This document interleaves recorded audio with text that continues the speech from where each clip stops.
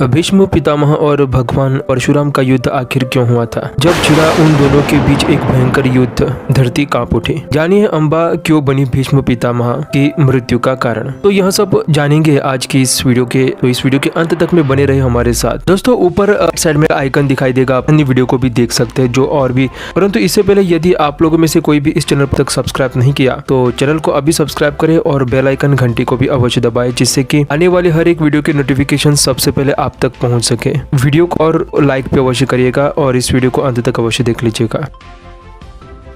यह तो सभी जानते हैं कि भगवान परशुराम साक्षात विष्णु के छठे अवतार थे, जिन्होंने 21 बार पृथ्वी से है वंश के क्षत्रियों का नाश किया था। महाभारत के समय भी परशुराम जी का महत्वपूर्ण योगदान था और कहा जाता है कि वे आज भी इस धरती पर जीवित हैं तथा उन्होंने 3 महान योद्धाओं को यानी कि भीष्म पितामह, द्रोणाचार्य तथा कर्ण को शिक्षा प्रदान की थी। परंतु एक दिन उनका अपने ही शिष्य भीष्म पितामह से भयंकर युद्ध छिड़ गया। आज हम आपको इसी के संबंध में बताने जा रहे हैं, जो कि भगवान परशुराम तथा भीष्म पितामह के बीच हुए युद्ध की कथा का वर्णन करने जा रहे हैं। भगवान परशुराम तथा भीष्म पितामह के बीच युद्ध की कथा। भीष्म पितामह का काशी नगरी की राजकुमारी का अपहरण करना और भीष्म राजा शांतनु तथा माँ गंगा के पुत्र थे, जिन्होंने आजीवन विवाह न करने की प्रतिज्ञा ली थी। इसीलिए उनके पिता की मृत्यु के पश्चात उनकी सौतेली माँ सत्यवती के पुत्र विचित्रवीर्य राजा बने। उनकी माँ सत्यवती ने विचित्रवीर्य के लिए योग्य कन्या को लाने को कहा। यहाँ आदेश पाकर भीष्म काशी नगरी पहुँचे, जहाँ अंबिका और अंबालिका के स्वयंवर की तैयारियां चल रही थी। वे तीनों ही काशी की राजकुमारी तथा बहनें थी। भीष्म पिता ने वहाँ आए सभी राजाओं को परास्त कर दिया तथा तीनों राजकुमारियों का अपहरण करके हस्तिनापुर ले आए। वहाँ लाकर उन्होंने तीनों राजकुमारियों को माँ सत्यवती के सामने प्रस्तुत कर दिया। अम्बा और राजा शाल्व का प्रेम। तब राजकुमारी अम्बा ने भीष्म के सामने याचना की कि वह सौबल देश के राजा शाल्व से प्रेम करती है तथा वे भी उससे प्रेम करते हैं। वे उस स्वयंवर में भी आए थे, किंतु भीष्म ने सभी राजाओं समेत शाल्व को भी पराजित कर दिया था। यह सुनकर भीष्म ने अम्बा को राजा शाल्व के पास भेज दिया। अम्बा राजा शाल्व के पास गई तथा स्वयं को पत्नी रूप में स्वीकार करने को कहा। क्योंकि भीष्म भरी सभा से राजा शाल्व को परास्त कर राजकुमारी अम्बा को हर कर ले गए थे, इसीलिए उन्होंने अम्बा को पत्नी रूप में स्वीकार करने से मना कर दिया। अम्बा का भीष्म से विवाह का प्रस्ताव। निराश होकर अम्बा पुनः हस्तिनापुर लौट आई और राजा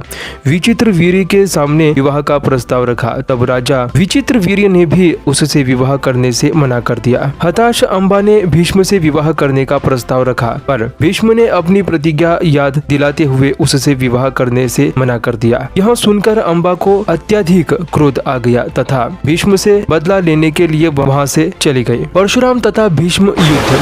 क्रोधित अम्बा भगवान परशुराम के पास गई तथा उन्हें सारी घटना बताई। भगवान परशुराम अम्बा की यह व्यथा सुनकर अत्यधिक क्रोधित हो गए और उन्होंने भीष्म को अम्बा से विवाह करने के लिए कहा। भीष्म ने अपनी प्रतिज्ञा के कारण अम्बा से विवाह करने को मना कर दिया। इस पर परशुराम ने भीष्म को स्वयं से युद्ध करने को कहा। दोनों के बीच भयंकर युद्ध छिड़ा, जो कई दिनों तक चला। दोनों के बीच वार प्रतिवार चलता रहा और इसमें कोई भी हार न सका। इसका कारण इस प्रकार का था कि चूंकि परशुराम भगवान श्री हरि विष्णु के अवतार थे और तथा भीष्म को इच्छा मृत्यु का वरदान प्राप्त था, इसलिए इस युद्ध में कोई भी पराजित नहीं हो सका। अंत में देवताओं के द्वारा दोनों के बीच युद्ध को शांत करवाया गया। तब परशुराम ने अम्बा से कहा कि वे शक्ति लगा चुके हैं, परंतु भीष्म को पराजित करने में वे असमर्थ है, इसलिए अब वे उसकी सहायता नहीं कर सकते। निराश अम्बा ने भगवान शिव की कठोर तपस्या की तथा उनसे वरदान प्राप्त किया कि भविष्य में वहां भीष्म की मृत्यु का कारण बने।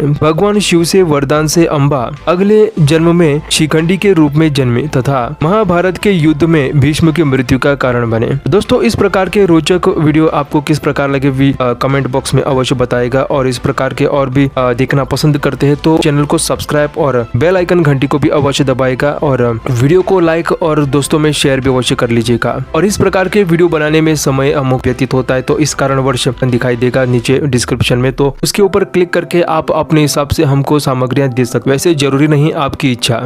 और साथ में आप हमारे इसी यूट्यूब चैनल के प्रोफाइल में जाकर के आप हमारा दूसरा चैनल भी देख सकते हैं, जिसके माध्यम से आप हमारे अन्य वीडियो भी देख सकते हैं जो कि पर्यावरण संबंधित है।